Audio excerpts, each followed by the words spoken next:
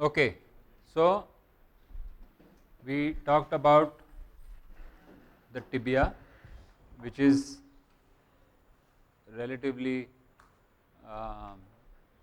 simple.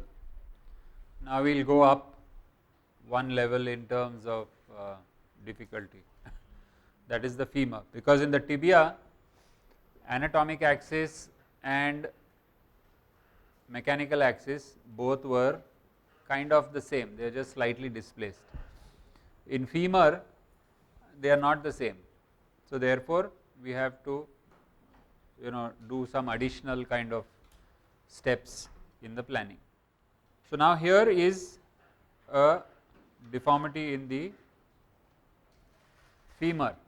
By now you will have started looking at the X-rays and you should be able to kind of make out.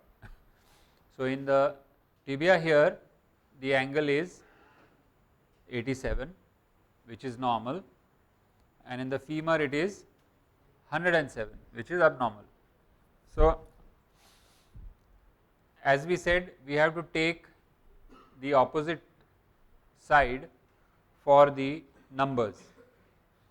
So you see there are two numbers that you see on the opposite side. One is the LDFA, because we need that to draw the distal axis, and the second is the angle between the anatomic and mechanical axis, AMA, that is anatomic mechanical angle, which in this case is 7 degrees. Okay. So now if you have to do the planning for the femur, the concepts are exactly the same. What was the concept for the planning of the tibia that we used?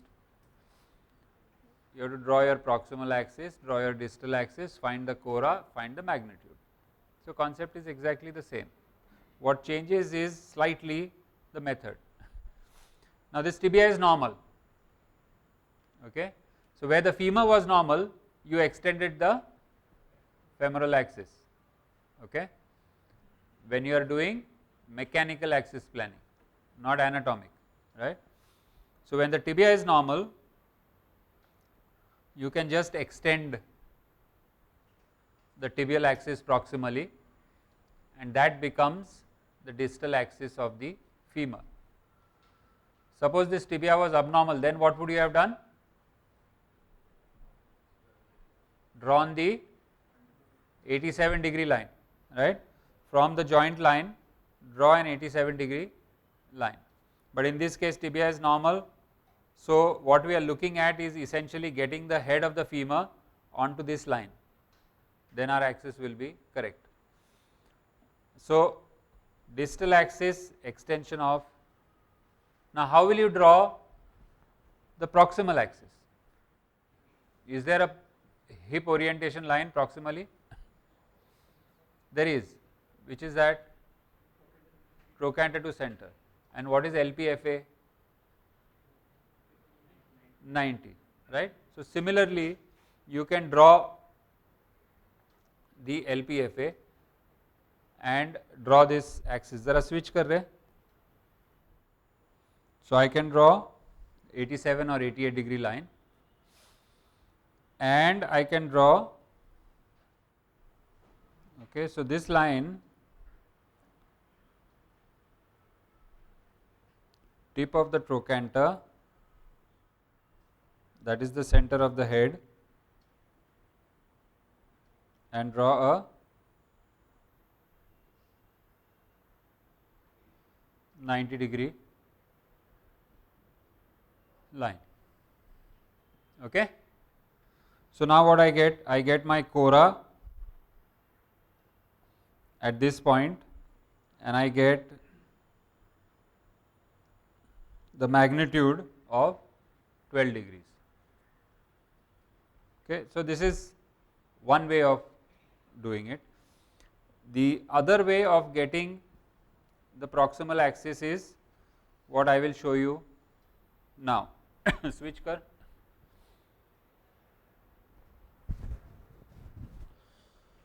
So you have to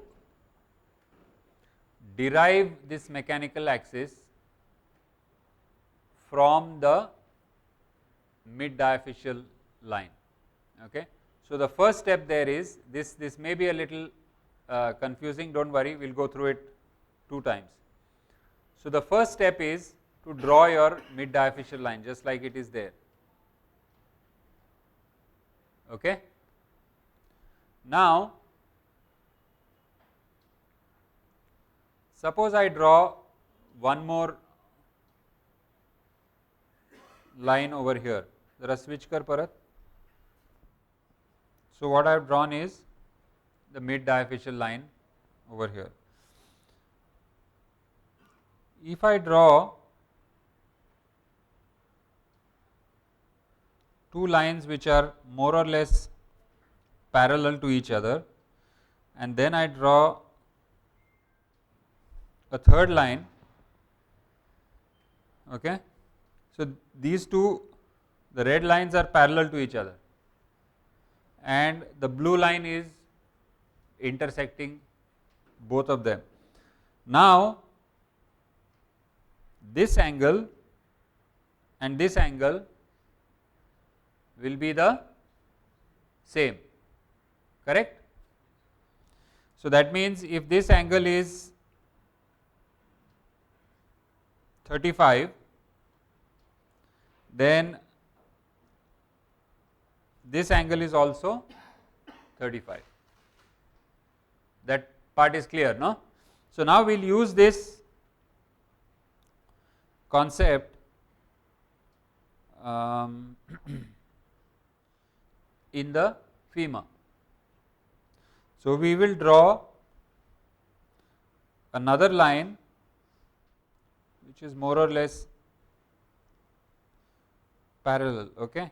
So, let us mark the, what was the angle on that between the anatomic and mechanical axis?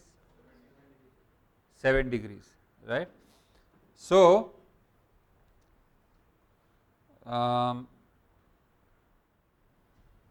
this line which you see in blue now, I will have to, I think I better knock off all the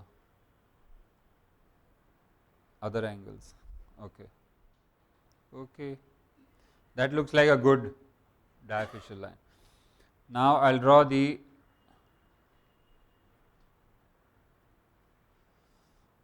mechanical axis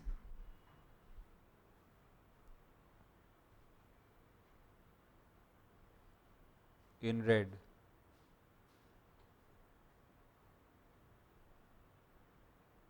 Okay, that looks like the center. And what in this case I will see what is the angle between these two, it's 9 degrees. Okay. So, now I am going to get another, let us say a blue line passing through the center and this is parallel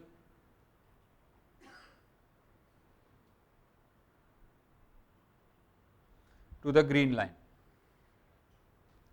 All right. So, now what should this angle be?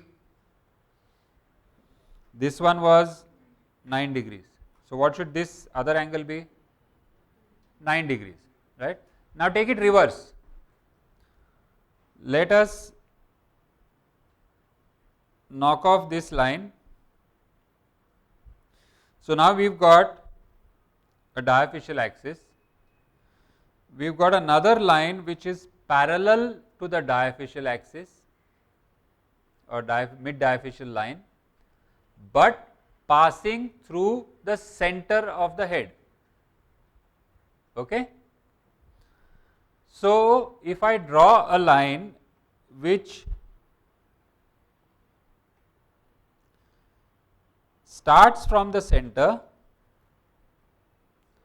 and subtends an angle of 9 degrees, what will that be? What axis will that be? That will be the proximal mechanical axis, right. So let me just intersect it here and then I'll move it. How many degrees did we say? 9 degrees. Okay. So if I move this line so that it goes through the center, this is the same as your proximal mechanical axis. So this is the second way of drawing. How many lines did I draw here now? 3 lines. I drew the mid diaphysial line, I drew a line through the center of the head parallel to the mid diaphysial line, and then I drew a line 9 degrees inside, not this side, but inside. All right. So what is the importance of that inside is, that is how your mechanical axis would be. So these 3 lines, the third line is the proximal mechanical axis. So this is known as the method of 3 lines. So now for the femur, how can you draw the proximal axis? One is you can do the LPFA, take the hip joint orientation line and draw the LPFA starting from the center of the head. All right. And the second is the method of 3 lines. Clear? Switch kar. So now we have drawn the mid diaphysial line. Then we draw, so here the angle in this case is 7 degrees. So what is the next line to draw? Parallel to this through the center of the head. And what is the third line to draw? 7 degrees to this line and inside. So that is your proximal axis. All right. Why you need both the methods? Sometimes you may have a mild deformity somewhere else. So you have to do both of these methods and confirm that our Cora point is coming at the same level. Okay. So now you got your Cora. So this is the same thing. This angle is also describing 90 degrees, which is the LPFA. So you have your Cora there and you have the magnitude, which in this case is 22 degrees. All right. So that is the mechanical axis method of planning. Now let us look at the anatomic axis method of planning. Anatomic axis is in this case simpler, but as I said, oftentimes you may need to cross check anatomic versus mechanical, therefore you should be conversant with both the methods. So in anatomic, you draw the anatomic axis, you draw the joint orientation line, this is 103, this is abnormal, MPFA of 84 is okay. So now you have got your proximal axis, you need to draw your distal axis. How will you draw the distal axis? How many degrees? Huh? Say loudly. 80. What planning are we doing? This is anatomic planning. So which LDFA will you use? Anatomic or mechanical? Anatomic. So what is the anatomic LDFA? 81 degrees. Clear or not clear? We are doing anatomic. So proximal and distal axis both have to be anatomic axis, not mechanical. So where does the anatomic axis start from?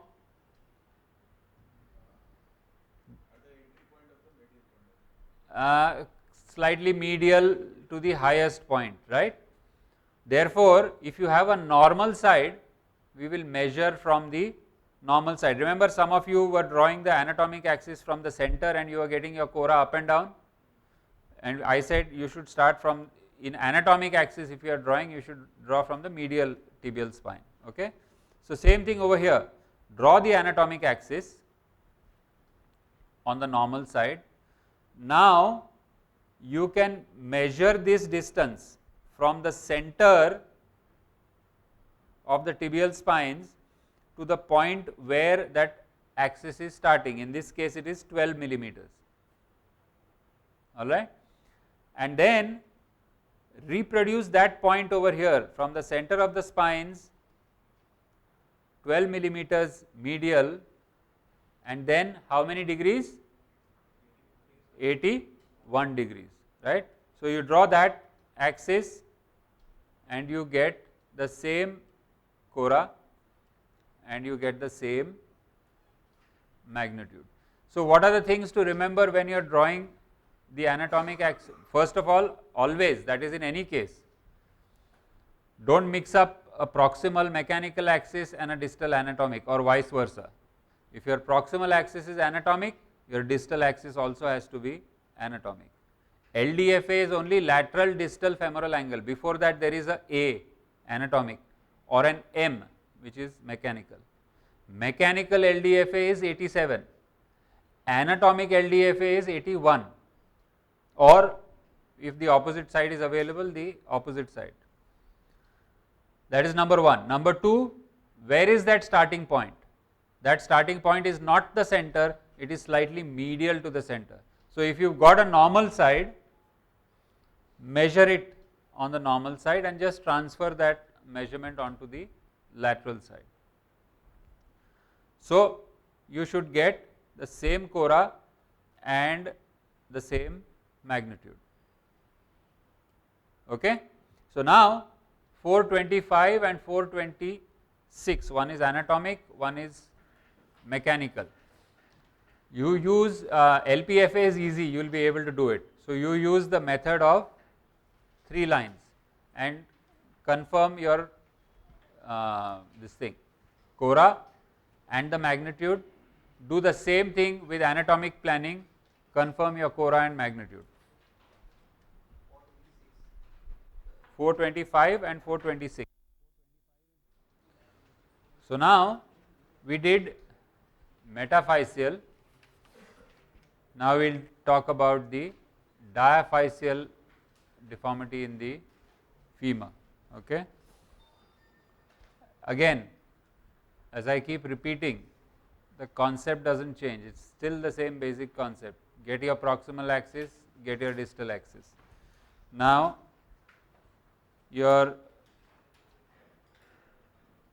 can't use the opposite side because the opposite side is abnormal.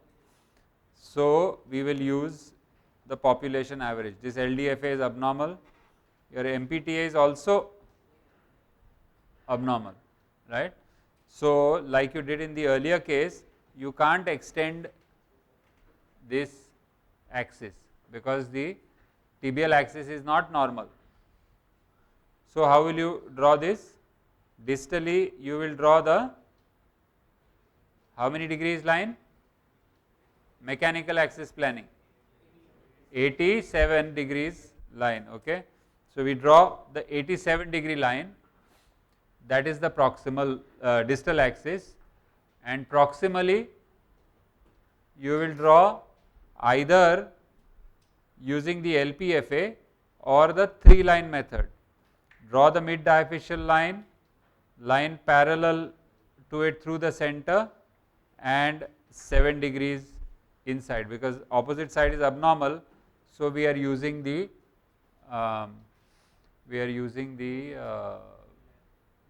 population average, right. So, now you get a cora also, your LPFA you check, that is normal. Now is the interesting part, you have a cora which is not on the bone. And why do you think that is? Because that axis normally also is not on the bone. You look at this, it is a kind of imaginary axis. Unlike the tibial axis which lies on the bone, this axis does not lie on the bone, right. So, this is not lying on the bone, but this is still the level of the cora. You can see it corresponds very well to the deformity. All right. Now, you do the anatomic axis planning. So, the magnitude is 15. Anatomic axis is pretty simple. Mid diaphyseal line of proximal fragment, mid diaphyseal line of the distal fragment, both of them intersect, and there is a chora and a magnitude. So, are these choras both the same?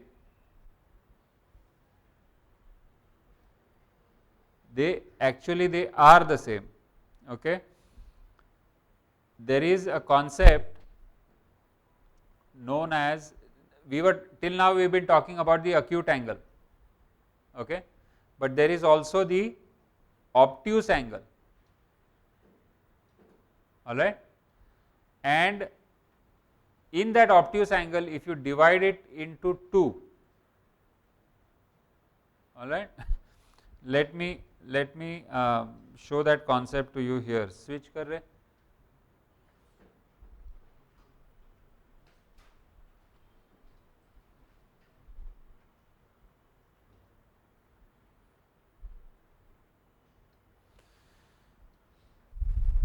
Okay. So, now we will draw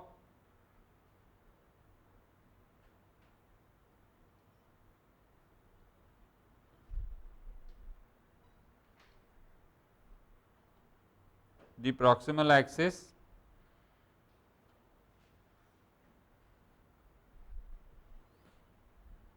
I am doing now anatomic axis planning. Okay. I draw the distal axis. So, I have got a chora over there with an angle of 153 and 27. All right. So, 27 is the magnitude and 153 is the obtuse angle. What is the half of 153? 70. Okay.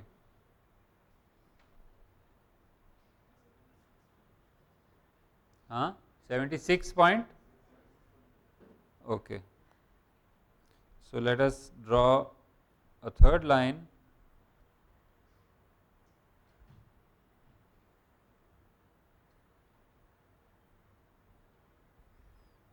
And move that till you get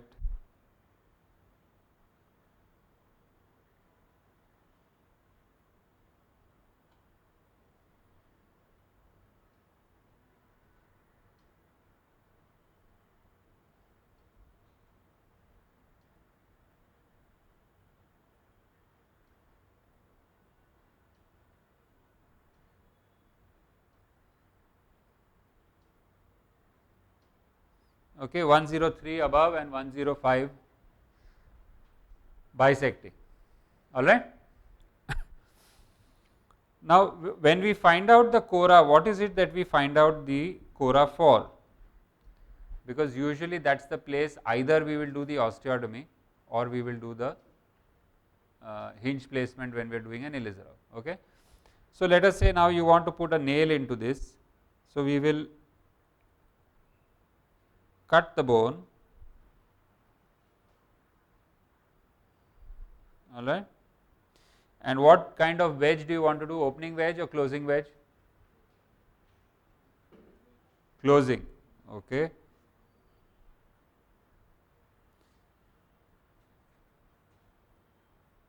So, when you do a closing wedge, your hinge is on the medial cortex, and then let us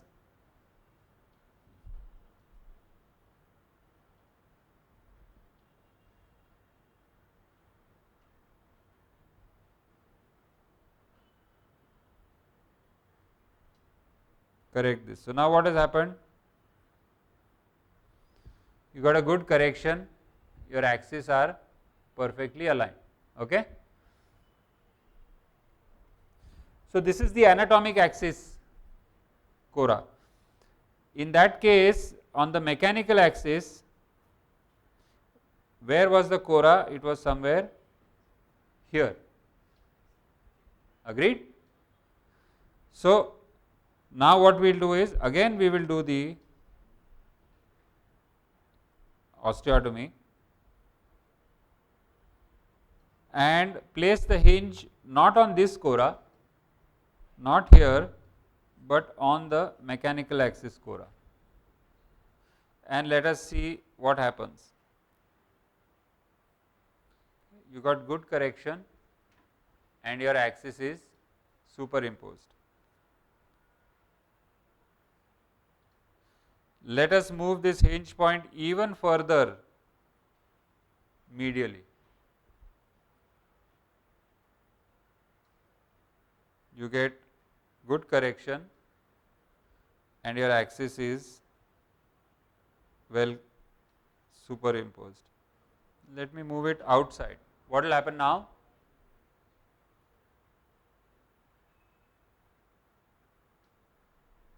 I get correction with lengthening. So, did you notice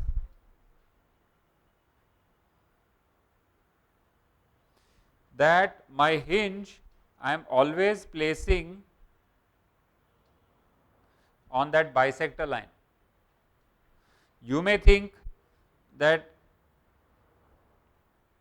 which is the right level.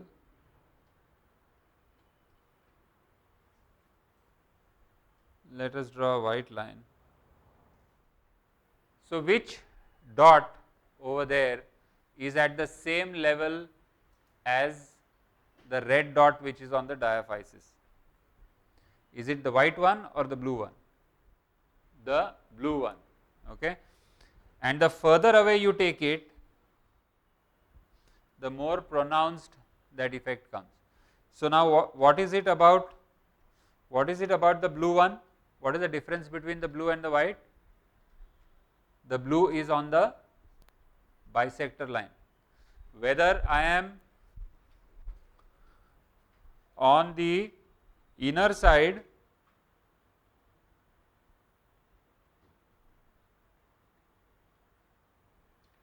or whether I am on the outer side,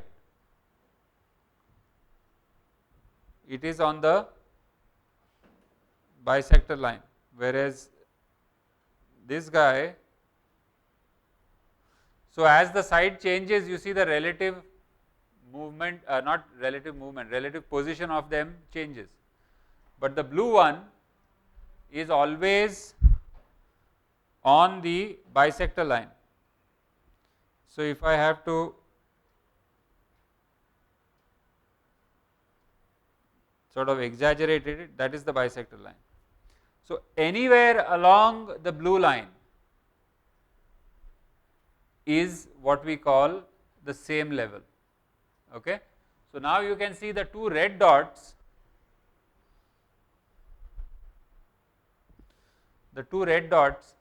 they are on the same line. So, therefore, that is where the anatomic and mechanical axis, though they seem to be at different points, they are on the same line, they are on the same level, and that is what is important.